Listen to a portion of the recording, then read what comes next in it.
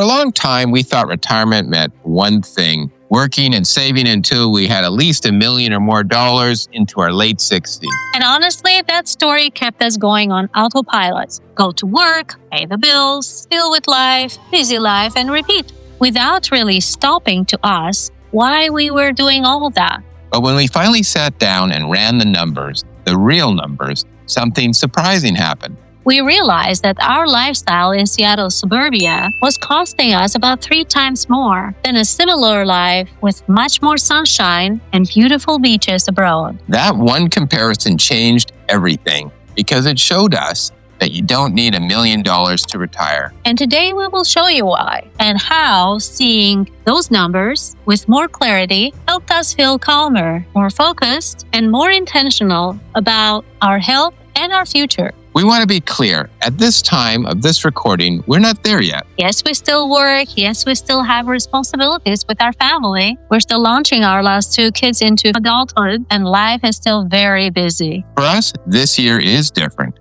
because we're not guessing anymore. Before retirement, it was just a scary number floating out there. But now we have real numbers. Yes, we got our monthly cost of living projections down on a spreadsheet and our yearly costs. Of course, Kevin figured out our bridge financing years. Yes, that is the gap between our early retirement date up until when Social Security, pensions, and Medicare kick in. We've detailed this in our previous video. You can click here to watch it. So once we laid out those finances for our early retirement, we could finally see how this plan works out. And you know what? You can't help but feel really grateful once you see your early retirement math working. Yes, that math was very important. And that's why we're so grateful that we figured it out, because not everything needs to be laid out in pure perfection. It is more because we could finally see the path forward. Like most people, we assumed retirement needed $1 million or more. Yes, and that to live in the US. And that felt like a really tall wall to climb.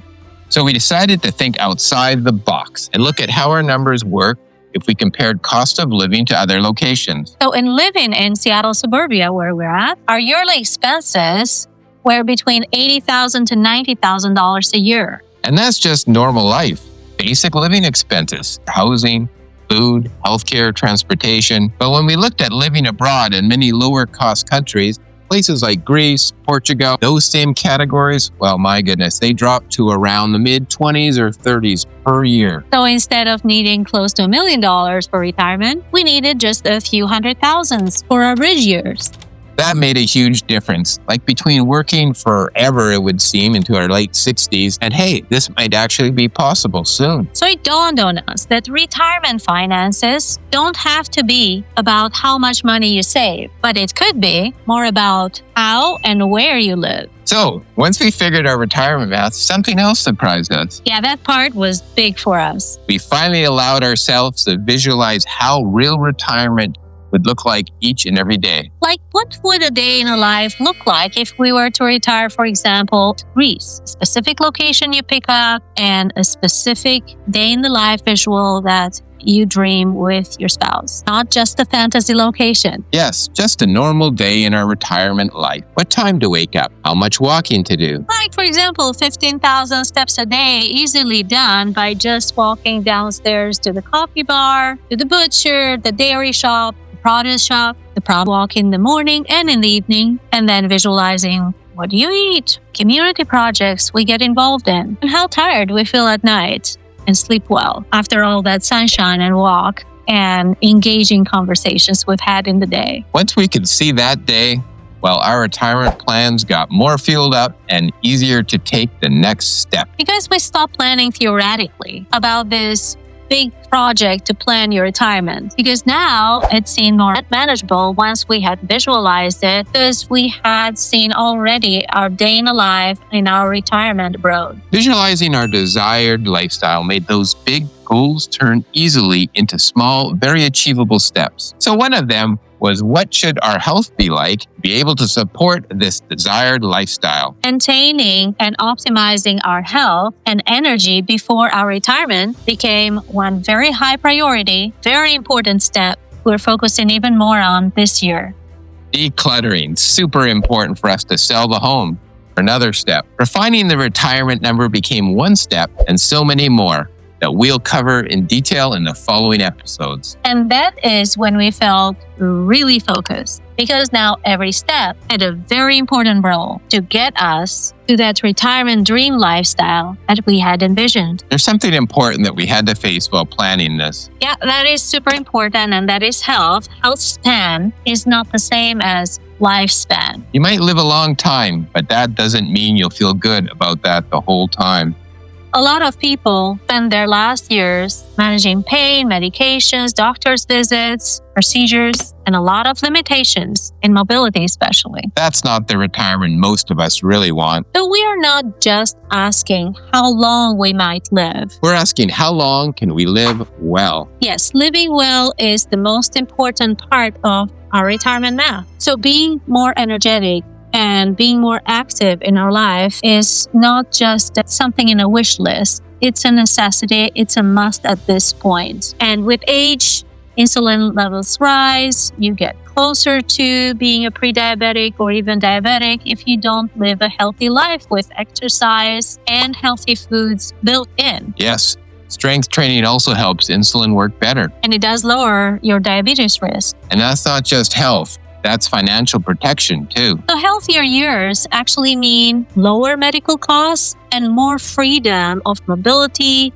and being able to enjoy life to the fullest without limitations. That's why we believe what we called this channel, Smart Retirement Abroad. And it's not just about spending less money or the beautiful travels. It's about timing your retirement. Like retiring earlier, even a little bit earlier, means that you are retiring while you still have the energy to do a lot with that time that you gain. That energetic time is so precious. You can walk more, explore more, and be active for longer. And living abroad in lower cost countries than the US makes this possible much earlier in the timeline, as it requires less money. Often the food you find there is fresher and healthier. Your lifestyle is filled with more steps and movement, and it's required for daily living, as the locals do. Yes. Rather than having to plan our exercise and specify the time that we got to get on that treadmill at home, you move more naturally. Your daily life is much more active. That supports your health span longevity, not just your lifespan. And it lets you create experiences and memories now. And those are memories that you can look at back later with your family and your grandchildren surrounding you in your slow-go and no-go years. Traveling and living abroad does something else that really matters. It keeps your brain active. You have no option but to learn new streets, new daily routines, even a few new words in a new language. That kind of mental activity helps slow cognitive decline, and you're not repeating the same day over and over. Travel also changes how you eat and live. You are doing a whole lot more walking, get slower meals while people watching, and you're not eating in a rush, and you're tasting every bite. All of that improves your mental, physical health, and travel connects you to people, different cultures, and you can open your mind to different perspectives. And those connections create chances to pour into other people's lives, sometimes even in very small ways. But those moments give your life meaning and they fill it with purpose. A lot of you asked about inflation, and that's a very fair concern. Yes, prices have gone up everywhere, in the US and abroad. Some low-cost countries have seen 10 to 30% increases in certain costs. So here's how we planned for that. We added an inflation buffer.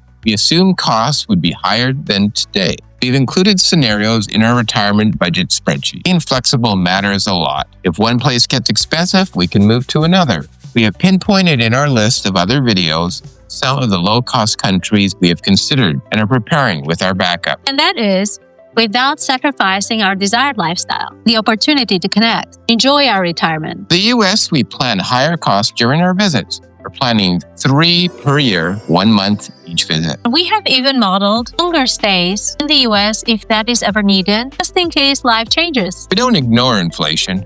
We plan around it. Once we plan for rising costs, simplifying our life just made sense. Meaning cluttering and getting rid of the majority of our belongings. Yes, less stuff, less stress, but that is necessary to prepare our home for sale. And we're not doing all this in one big swoop. We have divided it in small, manageable, bite-sized tasks. Every box we let go of supports the life we're building and helps others. So when we step back and look at all of this, We realize that we don't need $1 million to retire. we figured out all we needed first was clarity.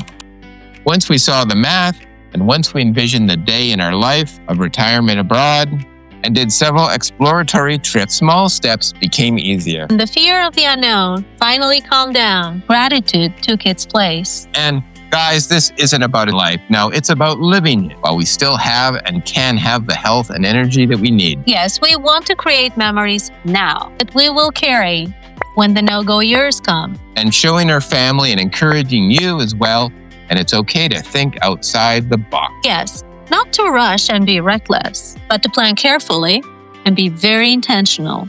So guys, if you're feeling behind or stuck in autopilot, the main problem may be that you haven't seen your numbers clearly just yet. Once you do, everything feels more manageable. We did figure out our freedom number for our early retirement and encourage you to do so as well. You can check out our freedom number video here in the list. We are Ella, And Kevin, and this is Smart Retirement Abroad. So let's build our retirement together in a way that it is filled with health, joy, and purpose. Until next time, ciao belli. Auf Wiedersehen. Goodbye. Bye.